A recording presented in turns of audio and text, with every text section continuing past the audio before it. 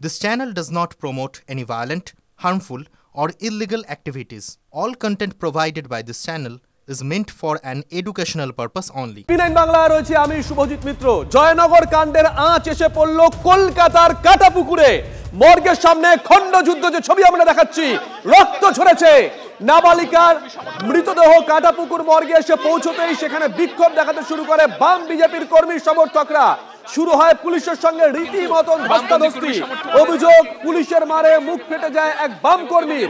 বাম নেত্রী দীপশিতা ধরকে টেনে হিচড়ে চ্যাংদোলা করে সেখান থেকে সরিয়ে দেয় পুলিশ। ছবিটা একবার দেখুন, কাটাপুকুর মর্গের ছবি আমরা দেখাচ্ছি।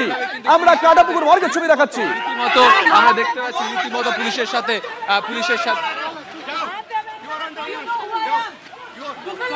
চলো আমি যাবো কিছুতেই না।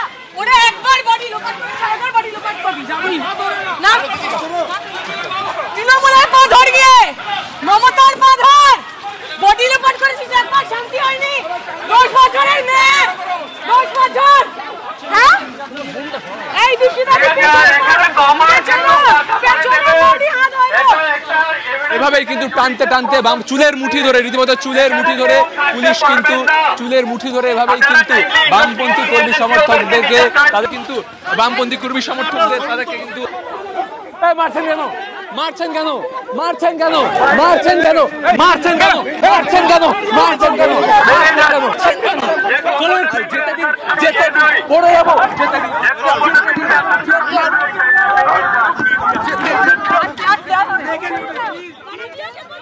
আপনারা আমাদের সহকর্মী সুমন মহাপাত্রর গলা শুনলেন, ও বারবার বলছে মারছেন কেন, মারছেন কেন। আমরা টিভি9 বাংলা ওখানে কাজ করতে গেছিলাম, যা ঘটছে সেই ছবি তুলে ধরতে গেছিলাম। আমাদের সহকর্মীকে মারধর করা হয়েছে। আমরা প্রশ্ন তুলছি, কারা এরা? এরা কি পুলিশ? এরা কি এসওপি জানে? নিয়ম কানুন জানে? নিয়ম মেনে কি কাজ করছে এরা? এই প্রশ্ন তুলছি আমরা টিভি9 বাংলা। সুমন মহাপাত্র আমাদের সহকর্মী স্পটে পড়ে আছে সকাল থেকে, লাগাতার খবর দেখিয়ে যাচ্ছে আপনাদেরকে। ও বারবার বলছে মারছেন কেন, মারছেন কেন। পুলিশের কোনো উত্তর নেই। সুমন মহাপাত্র রয়েছেন স্পট থেকে আমাদের সহকর্মী। সুমন, ঠিক কি ঘটেছিল? মারছেন কেন? মারছেন কেন?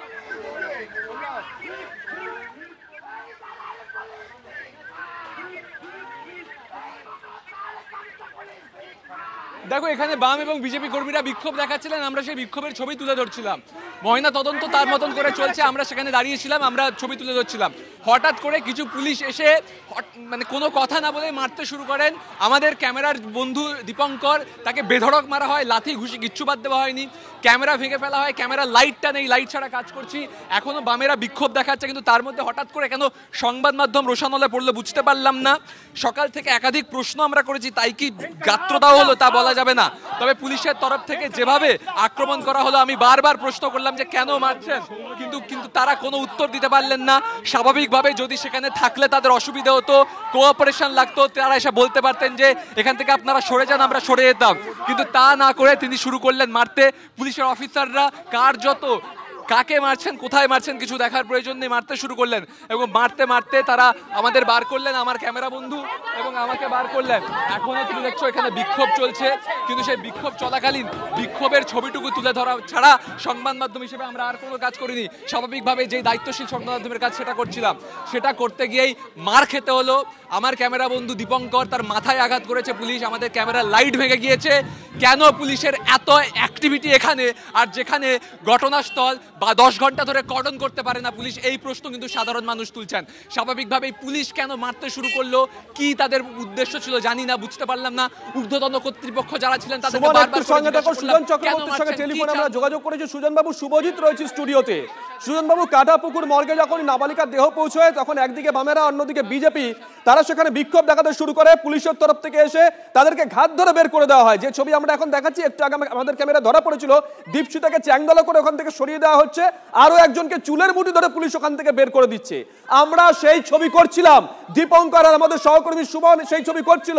তারপরে আমাদের উপর পুলিশ চড়া হয়, দীপঙ্করকে মারধর করা হয়। আমাদের ক্যামেরার উপরে যে লাইট থাকে সেই লাইটটা ভেঙে দেওয়া হয়, সুমনকে মারধর করা হয়। সুমন বারবার বলছে মারছেন কেন, মারছেন কেন।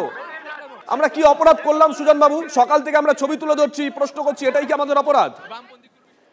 একটাই অপরাধ পশ্চিমবাংলার মানুষের, যে তারা কি এবং কেন এই প্রশ্ন করতে চায়। তারা বুঝতে চায় যে আর কতদিন এই অরাজকতা চলবে। তারা বুঝতে চায় যে মুখ্যমন্ত্রী মহিলা, তার নেতৃত্বে পশ্চিমবাংলা এটা কি খুন ধর্ষণের রাজত্বে পরিণত হবে? এইটা মানুষ জানতে চায়। মানুষ জানতে চায় যে কেন অপরাধীদের পাশে প্রশাসন, কেন অপরাধীরা পুলিশের প্রশ্রয় পায়, প্রশাসনের প্রশ্রয় পায়। মুখ্যমন্ত্রী বলেছিলেন ছোট ঘটনা, এবং তারপর দেখা গেছিল মুখ্যমন্ত্রী যারা অপরাধী তাদের পাশে দাঁড়িয়েছেন। ধর্ষিতা, খুন হয়ে যাওয়া মহিলার মেয়েটির চরিত্র চিত্রণ করেছেন। এগুলো সভ্য সমাজে চলে না। অসভ্যতার মধ্যযুগীয় রাজত্ব পশ্চিমবাংলায় যারা চালু করতে চান তারা মানুষের প্রশ্নকে ভয় পান। ওখানে বডি প্রিজার্ভ করতে হবে, এইটা হচ্ছে মানুষের দাবি, খুব স্বাভাবিক সঙ্গত দাবি। আরজি করার পর এই প্রশ্নটা আবার উঠেছে। গতকালকেও যখন পুলিশ খবর পেয়েছে, যদি একটু সক্রিয়তা দেখাতো, পিং পং বলের মতন মানুষ যদি লাথি না মারতো, তাহলে মেয়েটি বেঁচে যেত। মেয়েটি মারা গেল, খুন হলো। তারপরে নির্দয় অসংবেদনশীল সরকার। মুখ্যমন্ত্রী বুঝতে পারছেন কিনা আমি জানি না, একের পর এক মায়ের কোল খালি হচ্ছে আর মুখ্যমন্ত্রী উৎসব করছেন। সেইটাতে যদি কোনো চোনা পড়ে যায়, অতএব চুলের মুঠি ধরো, যারা মারো। পুলিশ একেবারে সাংবাদিকদের পর্যন্ত আক্রমণ করছে, বাম কর্মীদের খারাপ ভাবে আক্রমণ করেছে। এর শেষ কিন্তু আমরা দেখেছি। আর ধন্যবাদ সুজন বাবু। সুমন মহাপাত্র স্পট থেকে রয়েছেন আমাদের সহকর্মী, যাবো সুমনের কাছে। সুমন, যে কথা বলছিলে তুমি, মেয়েটার বডিটা লোপাট করে সমস্ত তথ্য প্রমাণ গুলিয়ে দেওয়া হয়েছিল। এবার ওরা তারা সেই প্রচেষ্টা করছেন। আমরা গিয়ে শুধু মা বাবার সঙ্গে কথা বলেছিলাম। আমরা বলেছিলাম মেয়েটার বডি প্রিজার্ভ করতে হবে। দেখো, যে কথা তোমাকে বলছিলাম, এই দীপশিতা ধর বাম নেত্রী, তাকে যেভাবে প্রথমে মেরে বার করা হলো, আমরা সেই ছবি সম্প্রচার করছিলাম, যা ঘটনা ঘটছে ভেতরে সেইটার ছবি তুলে ধরছিলাম। তখনই কিন্তু হঠাৎ করে আমাদের উপর মারধর করা হলো। দীপশিতা, আমি দেখলাম তোমাকে টেনে বার করা হলো, তারপর আমাদের উপর আক্রমণ। কি বলবে? আমি তো তোমাদের উপর আক্রমণটা দেখলাম। তোমাদের যে ক্যামেরা পার্সন, তাকে মারতে মারতে তার ক্যামেরা মাটিতে ফেলে দিয়ে আমি বলছি ভয়টা কিসের? What they are trying to hide? ভিতরে এমন কি হচ্ছিল যেটা দেখতে পেলে পুলিশের অসুবিধা হতো? তাহলে কি আরজি করের মতো এই কুলতলির বাচ্চা মেয়েটারও বডিটা লোপাট করার চেষ্টা করছে? কাকে বাঁচাতে? আবার কি ওনারা ধর্ষকদের বাঁচাচ্ছেন? তৃণমূলের পুলিশ, দলদাস পুলিশ, মমতা ব্যানার্জির পুলিশ, যদি লজ্জা থাকে তাদের এক্ষুনি পদত্যাগ করা উচিত। তো মমতা ব্যানার্জি সহ প্রত্যেকে। আর সেটিং হবে ওখানে সেটিং হবে, আমাদের কমরেডদের মেরে বার করবে, আর বিজেপি কে ওখানে কথা বলবে পুলিশ। বিজেপি আমরা তো কথা বলতে চেয়েছি, মহিলা পুলিশ ছিল না, সাধারণ মেয়েদের গায়ে পুরুষ পুলিশরা হাত দিয়েছে। প্রথমে বাম কর্মীদের উপর পুলিশ চড়াও হয়, তাদেরকে সরিয়ে ফেলা হয়। তারপর সেই ছবি আমরা দেখাচ্ছিলাম। সকাল থেকে প্রচুর প্রশ্ন করেছি, কেন পুলিশ কর্ডন করেনি সেই প্রশ্ন তুলেছি।